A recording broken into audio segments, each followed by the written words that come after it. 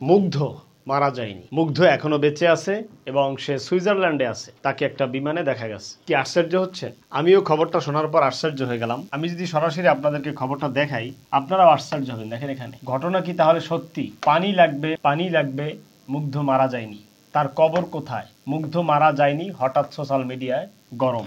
আসলেই কি মুগ্ধ মারা যায়নি? চ্যানেলটার নাম দেখুন, গোলাম সরোয়ার 71। এই ভিডিওটা পাবলিশ করা হচ্ছে এবং ওনাদের দাবি যে মুগ্ধ যদি সত্যিকারই মারা যে থাকে তাহলে মুগ্ধের কবর কোথায়? আবু সাইদের কবর ডক্টর ইউনূস জিয়ারত করলো, দোয়া মাহফিল করলো। আরো যত শহীদ আছে অনেকেরই জানাজায় অংশগ্রহণ করেছে, কিন্তু মুগ্ধর জানাজায় কাউকে দেখাও যায় না।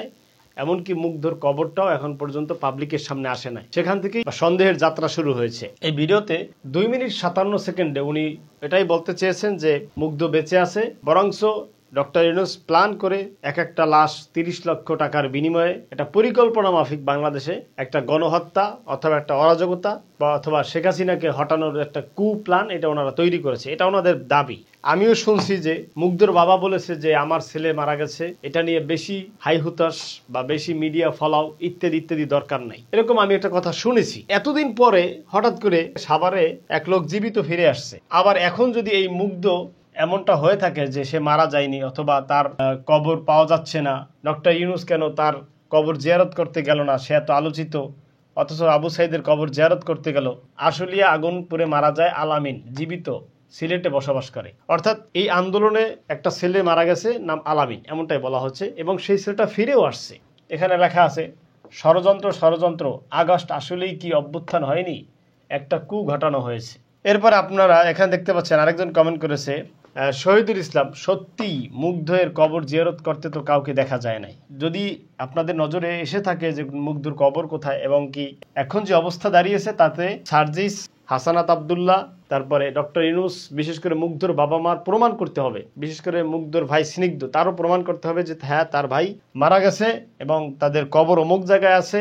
এখন মানুষ প্রমাণ চাইবে, কারণ ওই যে সাভারে একটা লোক ফিরে আসছে, মৃত ফিরে আসছে আলামিন, এখন সেখান থেকে এখন বিভিন্ন কথা হচ্ছে। বাদ বাকি আল্লাহ ভালো জানে। আপনাদের হাতে যদি কোনো প্রমাণ থাকে যে হ্যাঁ মুগ্ধ সত্যি মারা গেছে, তাহলে আপনারা সেই প্রমাণগুলো আমাদের সামনে পাঠাবেন। আমাদের ইমেল আছে, হোয়াটসঅ্যাপ আছে।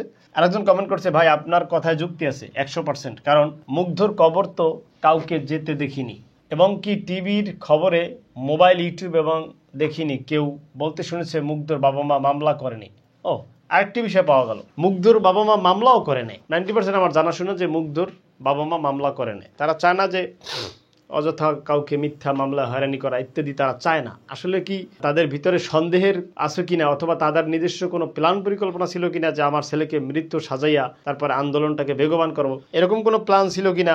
না হয় একটা বাবা মা এত দয়ালু হবে কেন? আবার হতেও পারে যেমন ইয়াসিনের বাবা, সে তো কারোর বিরুদ্ধে মামলা করে নাই, তার সন্তানকে পুলিশ ট্যাঙ্ক থেকে ফালাই দিছে, সেখানে সে মামলা করে নাই। সে বলছেন কার বিরুদ্ধে মামলা করবো? আমি আল্লাহ তাআলার কাছে বিচার দিয়ে রাখলাম, কিয়ামতের ময়দানে বিচার হবে। আমার ছেলেকে যেভাবে নিষ্ঠুর নির্মমভাবে হত্যা করা হয়েছে। তো যে অবস্থা আপনারা দেখলেন আজকে নিউজে, আপনারা এটা তদন্ত করবেন এবং আমাদেরকে সঠিক তথ্যটা জানাবেন। আমরা জানতে চাই এবং দুনিয়াবাসীকে জানাতে চাই।